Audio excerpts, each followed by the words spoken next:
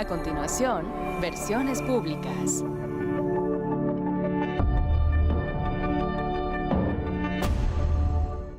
Clasificación A. Para todo público.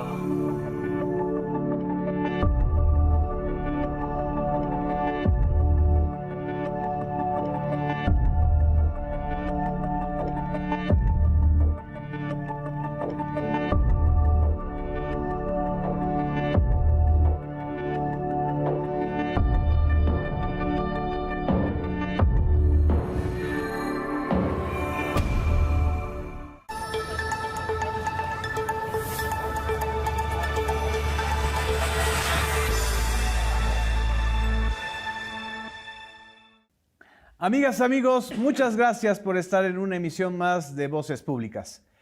El día de hoy tenemos un invitado muy especial.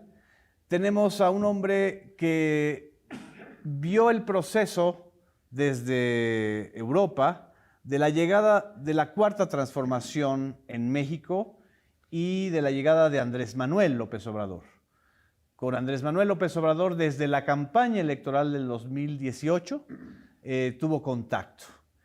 Y tenemos la fortuna de que en estos días nos visita a México Jeremy Corbyn, el político británico con el corazón más mexicano.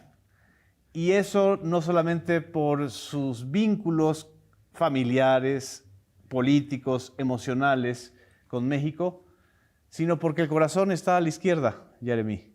Muchísimas gracias por estar aquí con nosotros, Jeremy. Este balance, lo que estamos observando desde México y lo que está sucediendo en Europa, observamos un nuevo momento de movilización social, de descontento, en Francia sobre todo, en Gran Bretaña ante esta inflación enorme y los planes recesivos del actual gobierno, pero también observamos a una izquierda política como paralizada, como si estuviera en una situación hacia atrás de las demandas de la sociedad. ¿Qué balance haces, Jeremy Corbyn, de esta situación en los partidos de izquierda en general en Europa? ¿Qué tanto ha afectado a la izquierda europea esta guerra también europea, a final de cuentas, que es la invasión de Rusia a Ucrania? I don't think the parties on the left are particularly paralyzed, but I do think the politics of debate and action has moved to the street. In Britain, we have inflation running at well over 10%, probably 14% in reality. Food price inflation, 18%. In France, the government is trying to raise the state retirement age to 68, and that has met with huge opposition.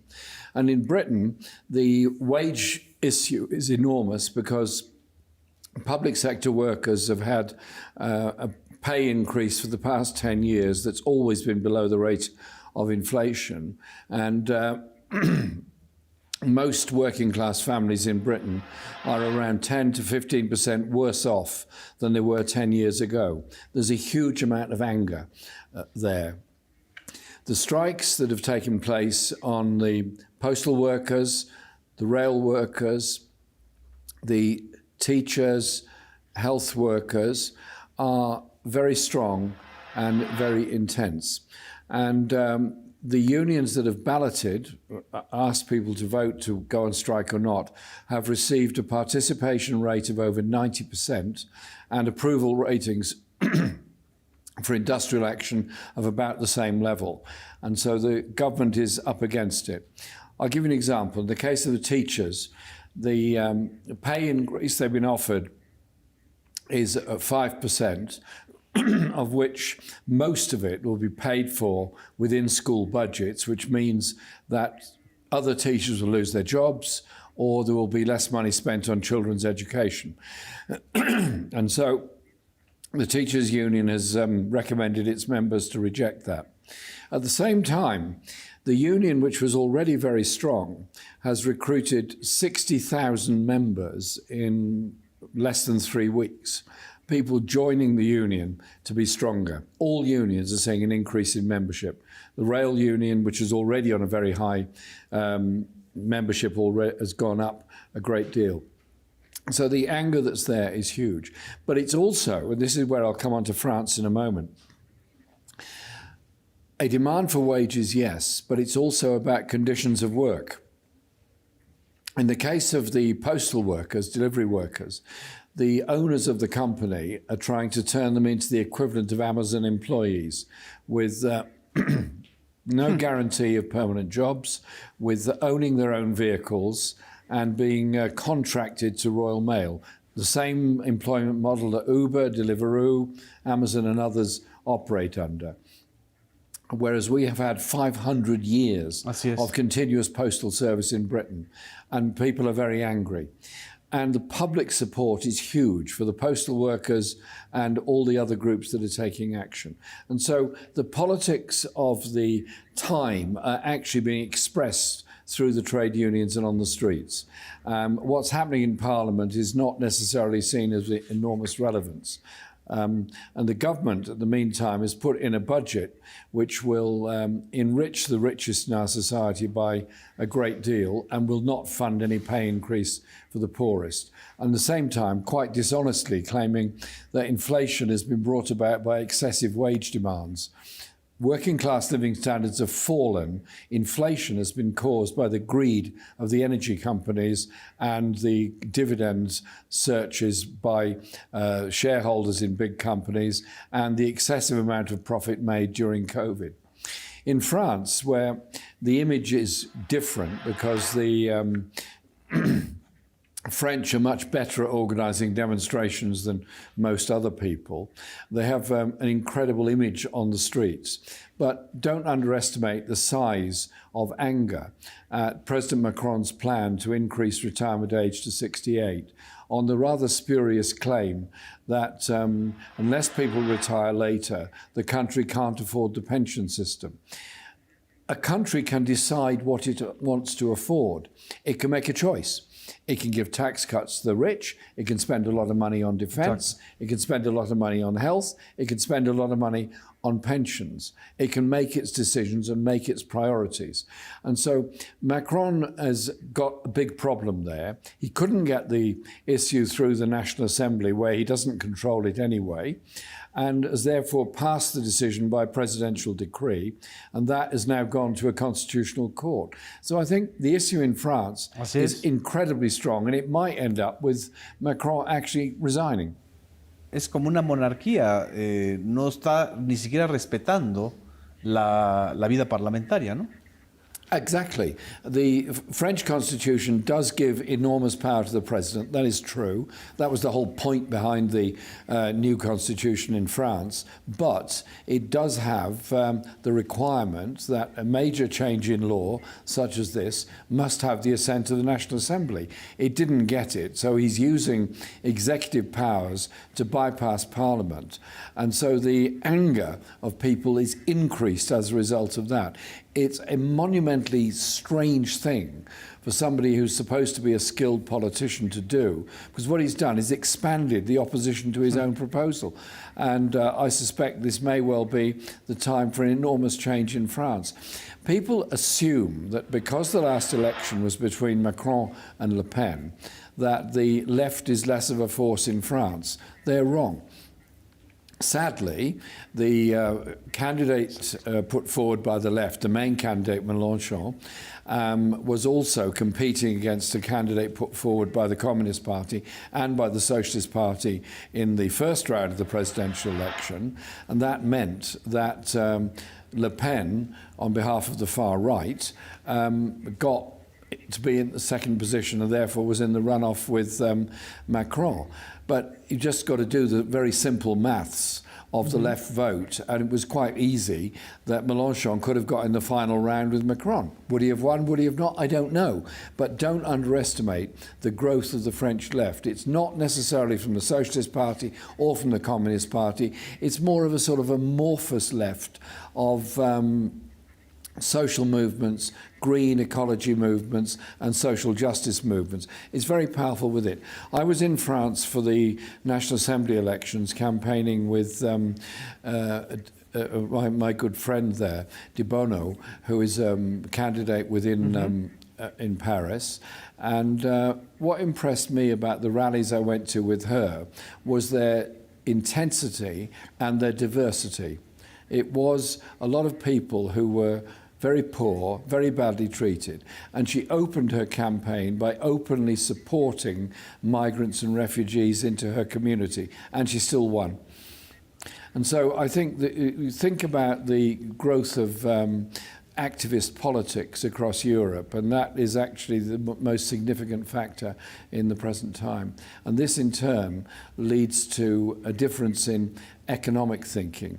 Because in the case of Britain, my whole thesis is that the country is fundamentally divided. There is an excessive number of extremely rich people. There are more billionaires in Britain than there's ever been. And there are more poor people. We have 4 million children living in poverty. We have more food banks across the country than there are McDonald's restaurants across the country. Food banks are where food is given free to people who need it. That should not be in the 5th richest country in the world. And so the anger is there. Is that anger going to be translated into political parties or not? That depends how the political parties behave. If they merely offer to manage the system, that's not going to work. Exacto. They've got to change it. Exacto.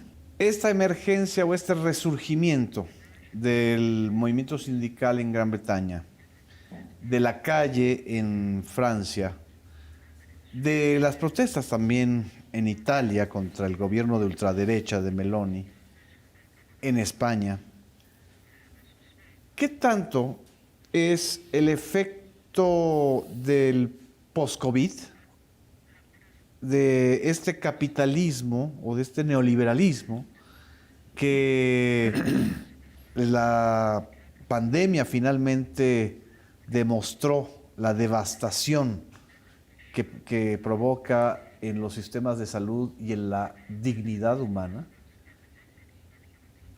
¿Y qué tanto esta reconfiguración de lo que está sucediendo es la tensión de un momento muy similar al que hubo hace 100 años, antes de la Primera Guerra Mundial? ¿Hay elementos similares o son condiciones completamente diferentes? We all love to study history, and we all love to find a moment in our time which resembles a time that was there before. It's the eternal search that we all have. I think it is difficult to say there's ever an exact parallel because times and situations are different. The scary parallel with the First World War was that Europe went from, in July 1914, somebody being killed in Sarajevo, to a month later, the whole of Europe at war because of a series of interlocking and actually secret military arrangements that had been made between countries. The concern is that Ukraine will descend into that, and I'll come back to Ukraine in a minute. The parallel about COVID and popular discontent is an interesting one, because I think when we look historically at the COVID period, it showed a number of uncomfortable truths to the world. One is that we are more vulnerable to a rapid contagion of an unknown virus than anybody ever estimated, and that our health is only as secure as the health of the person next to us. And so there isn't any hiding place from a contagious illness. You can't just wish it away. But it also showed that the response to COVID was that many, in my own community, for example, begun to realise the poverty of their next door neighbour and the dependence of some in their community for health and support. And so we had a very welcome growth in volunteer groups wanting to help people out through mutual aid groups providing food and mental health support, because the mental health loneliness was as great as the problem of anything else. But there's no crisis that somebody doesn't benefit from.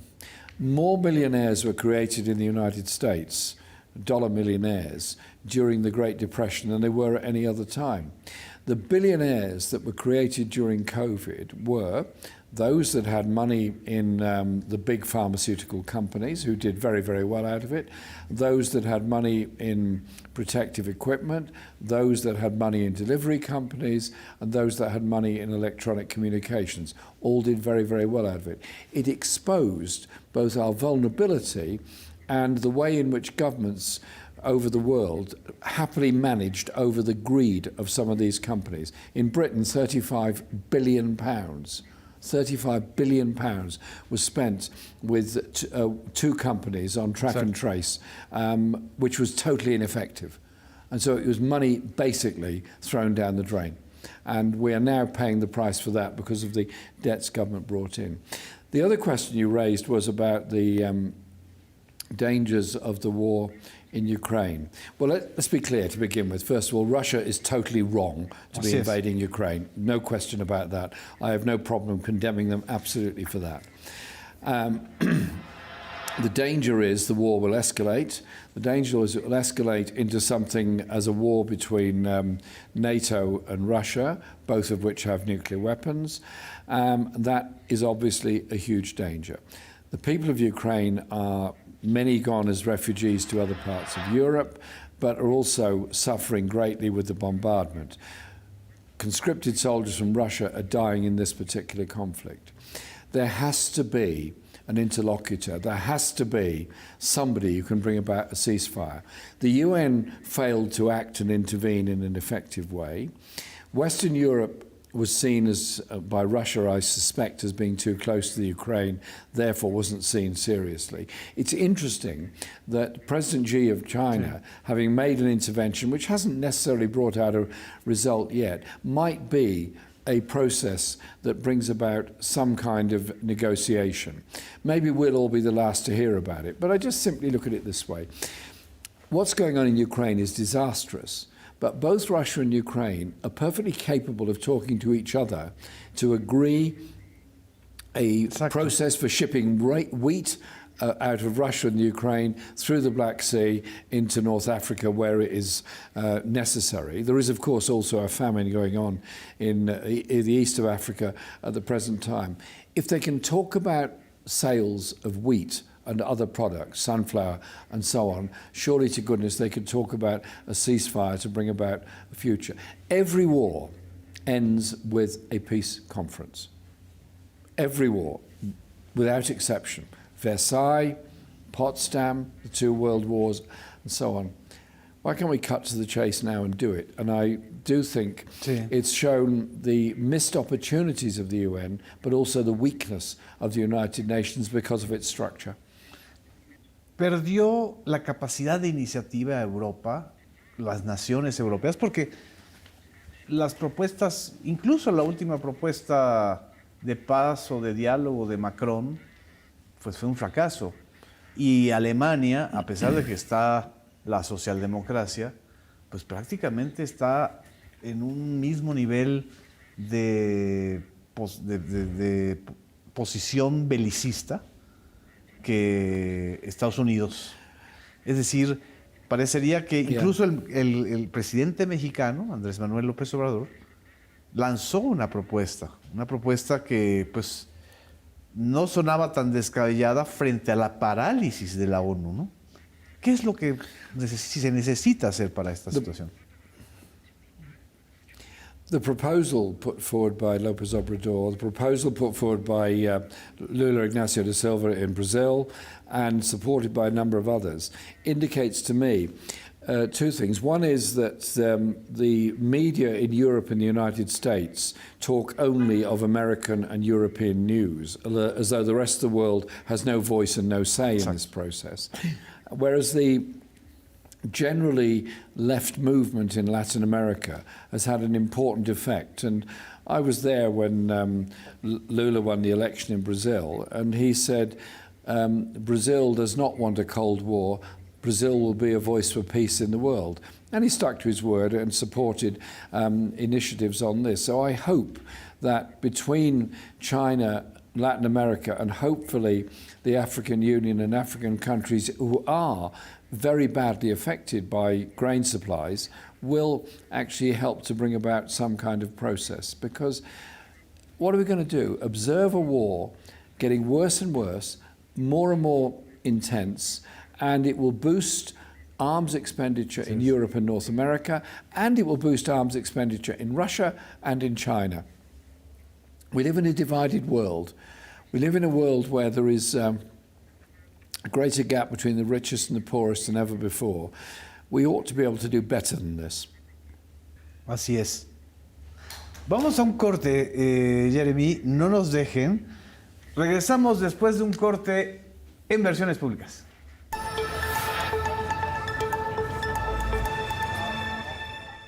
Desde hace 32 años, el INE ha organizado más de 330 procesos electorales para elegir a quienes nos gobiernan. Y este ha sido el resultado después de cada elección. La paz pública.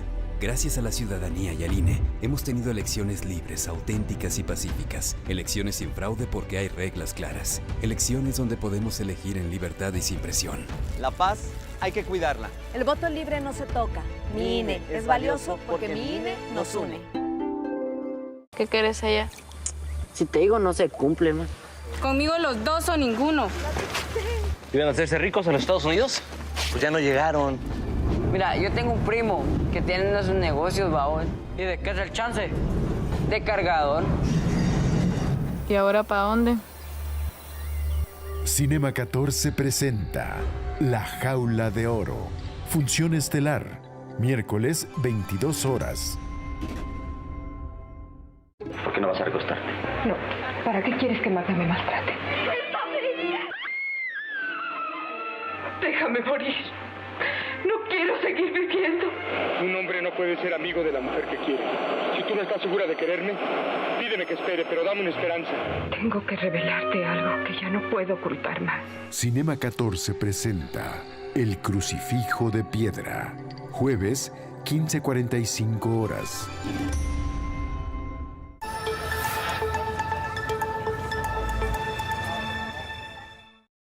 Amigas, amigos, regresamos a Versiones Públicas. Estamos conversando con un líder histórico de la izquierda y del Partido Laborista en Gran Bretaña, con Jeremy Corbyn, que conoce muy bien también la situación en América Latina y los cambios que se están dando en América Latina. En la parte anterior platicamos, usted nos dio un diagnóstico de la situación en Europa. Pero ahora estamos en América Latina. La iniciativa política también ya la están tomando en América Latina dos grandes líderes sociales, políticos, de izquierda, Andrés Manuel López Obrador, Lula da Silva en Brasil, Petro en Colombia. ¿Y qué tanto lo que está sucediendo en América Latina puede alimentar o ayudar o incidir en los procesos de la izquierda europea?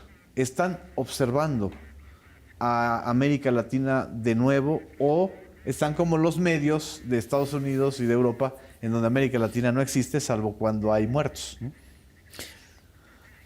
I think the left in Europe are very inspired by much of Latin America. And the conscious activists of the left are very well aware of what is happening and the whole process that goes with it. And that isn't new, it's gone on for a long time. The solidarity movements of the 1970s and 80s with the people of Chile and the people of Argentina were enormous and extremely significant, and provided a place of safety and sanctuary to the Chilean and Argentinian left, as did Mexico to a huge degree. And so the growth of the military governments in the 80s met with the growth in solidarity movements. But the general move to the left in Latin America over the past few years is extremely significant, but it is not a seamless path. In that, think about it, Lula, having won the presidency, being a very effective president that ended the poverty of millions of people in Brazil by his policies, was undermined and opposed and defeated by lawfare, spent 500 days in prison. Dilma Rousseff, who followed him as president, was also removed by lawfare. I know Dilma better than I know Lula because she came to London a lot to help and support us. Then won the presidential election. I was there for the presidential election, and what inspired me was the determination of Lula's supporters, both in the trade unions, the landless people's movement, and the urban homeless movement. They did not do what most centre-left parties do, which is move a bit this way, move a bit that way, imagine there's some group over there you please, a group over there you please, and what they call expend political capital. They didn't do any of that. They just said, here's our candidate, here's our programme, this is what we're determined to do. And ultimately had a narrow victory. But the intensity of the campaign against Lula, the imprisonment of him, the condemnation of him, and he was even accused in the weekend of the election of being a Satanist, a worshipper of the devil. I mean, the stuff against Lula was incredible, but he still won. And then Bolsonaro supporters tried a coup against him a few weeks later, which was seen off. But let's be aware that President Castillo, elected in Peru, is now in prison. And his family are, I understand, safely here in Mexico, to which we should thank Mexico for being prepared to house them. And I look forward to the day that democracy in any form will return in Peru, and that Castillo will be released, and they can have an elected president back again, and an elected Congress that truly represents the wishes of the people. Bolivia went through the same experience with Evo being removed by another lawfare coup, and well done Mexico for providing Evo with a place of safety, albeit for a brief period, and then the movement towards socialism very quickly regenerated itself and won an election. And so I think the message is that the left are successful across Latin America when they mobilize a new generation of people, when they are politically active in communities. And I was also in Colombia for the first round of the presidential election, and I was with Petro during the inauguration of President Boric in Chile. And we were allocated seats together in the Congress to watch the inauguration. I have to say the inauguration was very long. There was a lot of people marching in and out and undertaking ceremonies that neither of us could really understand, but we watched with interest.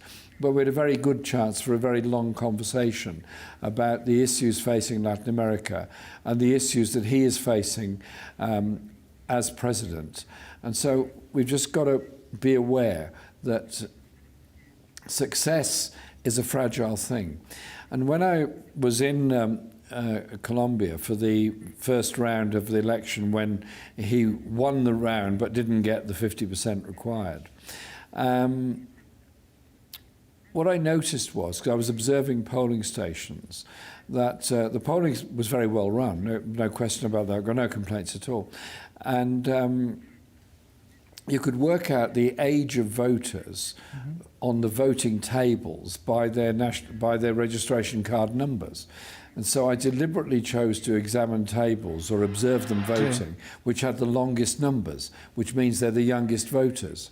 And what I saw was a lot of young women turning up to vote and a lot of women queuing to vote, fewer men on that round. The second round, others turned out, and he did win the election. His campaign had succeeded in mobilising the hopes of young people to live in peace. He's trying to negotiate that now with difficulty, but also his pledge to transform a fossil fuel-based economy into a green economy is a massive undertaking. And obviously I wish him well on all the search for social justice and peace. So I think these are exciting times for Latin America.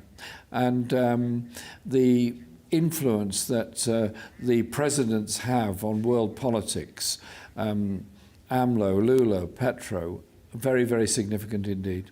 And I hope they're able to exert that influence so we reduce the tensions, reduce the Cold War, and bring about some process that stops the fighting in Ukraine.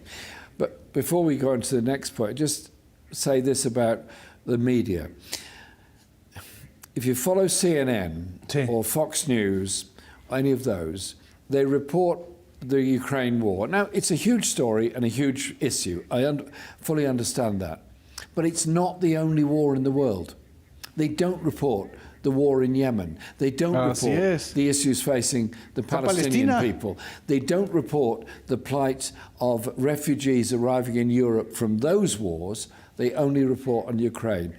To my mind, all victims of war should be treated with respect, with decency, and supported, whatever the conflict is or wherever the conflict is. Así es.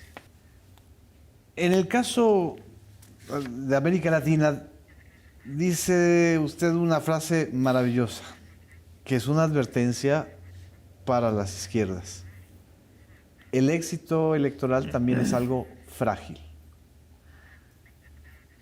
Y una y otra vez las izquierdas latinoamericanas lo han vivido, salvo en los casos en donde se han perpetuado en el poder modelos muy largos, Cuba, Venezuela, Nicaragua ahora, ¿no?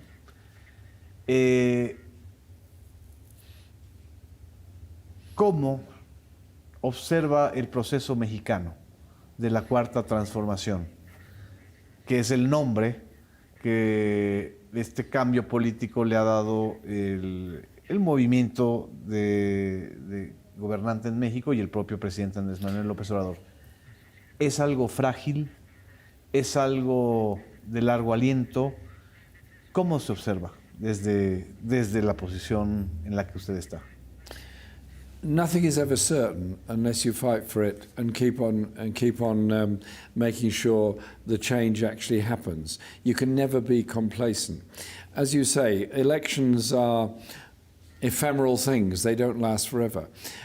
We all talk about the success of Salvador Allende in Chile before he was killed in the coup in 1973. His election in 1970, he got 36% of the vote. Así es. That's all he got. And he was elected because the Congress correctly recognized he was the winner in the sense he got the most votes in the first round. His electoral support increased during his presidency despite all the problems, and that's what provoked the coup, because the military could see that the next presidential election was going to be another left president, or Allende re-elected had he been allowed to be. And so I think we have to recognize that to be successful, the left must never ever be complacent and must keep on pushing through the change. Now, there are always vested interests that are against change, and there are always political systems that can be and are corrupted by the vested interests that go with it. Because the rich don't like change, They like being rich. They like the exclusivity of their lives. The multinational corporations like that they can exploit low wages, that they can influence governments to make sure they can carry on doing that. Look at the success of the United Fruit Company in running the politics of Central America for so long. And so it is up to the left to educate as well as educate. And education, to me, is the key for it, and empowerment of people. Now, Mexico has huge issues to face. The issues of the size of the informal economy, the gap between the richest and the poorest, obviously the power of the cartels and gangs in the drugs trade, and the crime rate that goes with it. None of that is going to be solved in one term of one president. All of that, something can be done during that term. And what I admire of Andrés Manuel López Obrador is his openness, his preparedness to debate and discuss these issues, and the way in which he is trying to improve the social infrastructure as well as the physical infrastructure of the country to give the next generation more chances. But Mexico's eternal problem are the neighbours up north. And the poverty of Central America and the migration of desperate people to leave the poverty of Central America behind and the abuse of human rights in order to seek some kind of life in the United States in the future. And this terrible incident that happened on the border with these people burnt to death, who should never, ever be locked into an incarceration centre, is surely more than a wake-up call about the plight of migrants, not just in Central America going to the USA, but coming from Africa into Europe, coming from Afghanistan into Europe. The world can't turn its eyes away from the fact that there are 70 million refugees around the world. But it's often the poorest countries that do the most. Bangladesh took in 1 million Rohingya refugees from Myanmar. Bangladesh does not have the infrastructure to cope with it. Wow. Yeah. El tema migratorio, digamos que es ahora el gran fenómeno que está desafiando a todos. Está desafiando a la izquierda. Obviamente ha desafiado a la derecha. Obviamente la derecha, en el caso británico, en el caso italiano, en el caso francés, se han aprovechado de este miedo al otro, de esta xenofobia, de esta cultura mediática incluso, en donde se genera toda una idea de los migrantes como amenazas y no como posibilidades. Son los únicos que no caben en el mundo global.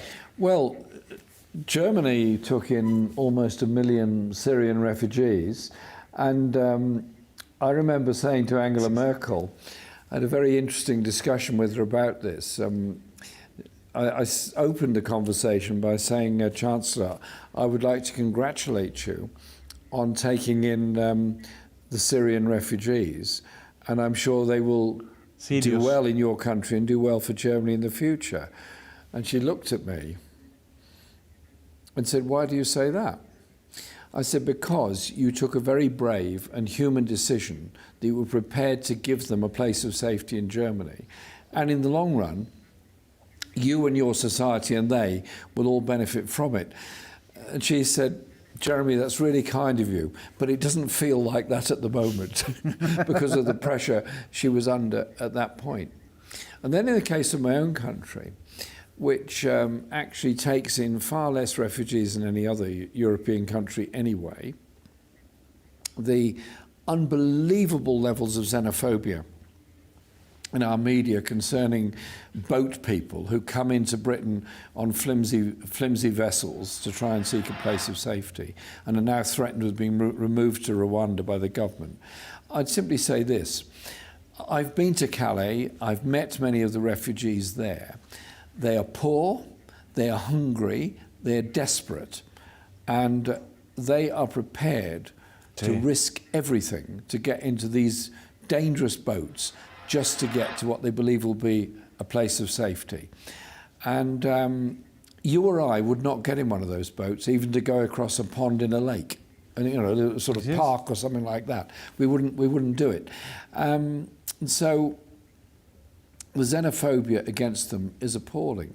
But when we go into hospital in Britain, and a huge proportion of the staff in all of our hospitals come from the Caribbean, from Africa, from South Asia, from Colombia, from many countries all around the world, nobody ever complains that the nurse looking after them was once a migrant, was once a refugee. The doctor analysing their condition might have come in on a boat.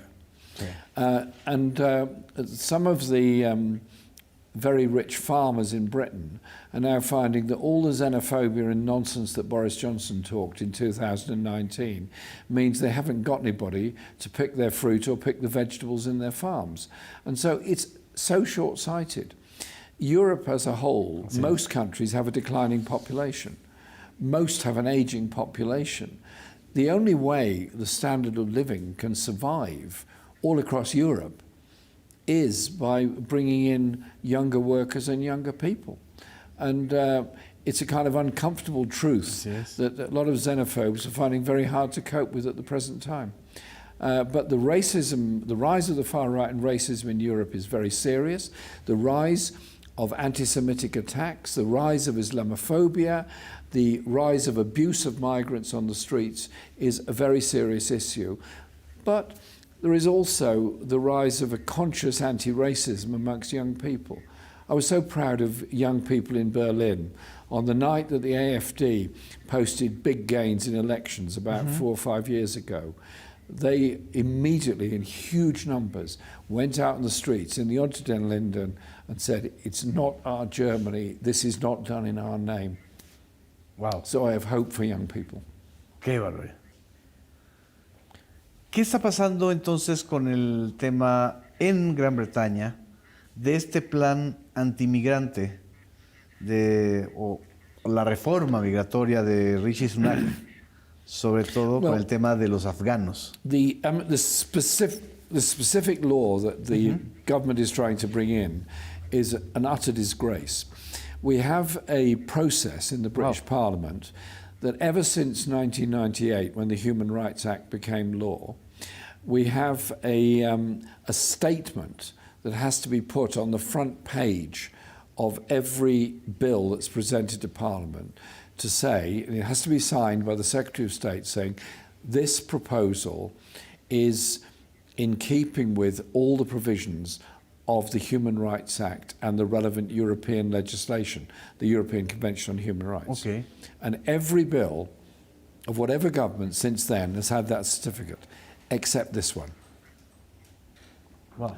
The Home Secretary could not sign to say it was compatible with existing human rights law. So we're debating something that's already been declared illegal.